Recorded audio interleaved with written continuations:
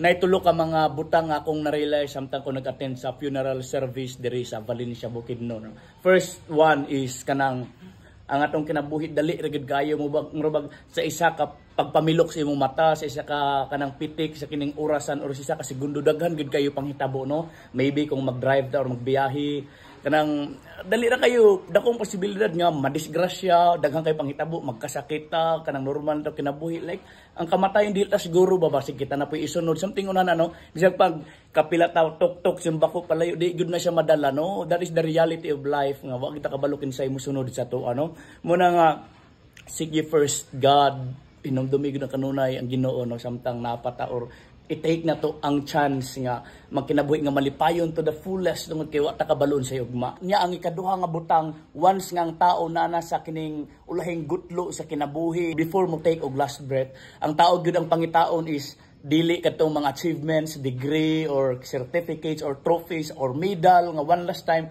gusto na ko makita ka nga mga butang, no. Kasagaran og ang pangitaon gyud sa tao is ang people, family and friends. So like before mamatay ba gusto nimo nga makauban or something makita nimo kanang importante or mga inigugma sa imong kinabuhi. So that means life is not about achievements, it's about people. And last one is once nga nay mawala nga tao sa atong kinabuhi, dako gyud og daghan gyud ang mahimong bakante. Tingali bakante nga kining kwarto, bakante nga katrio, higdaanan, bakante nga manghabol nga para gyud na sa tao, plato, kutsara or something or lingkuranan or labi na kanang bakante nga parte sa kasing-kasing, dili gyud na mawala og basta-basta.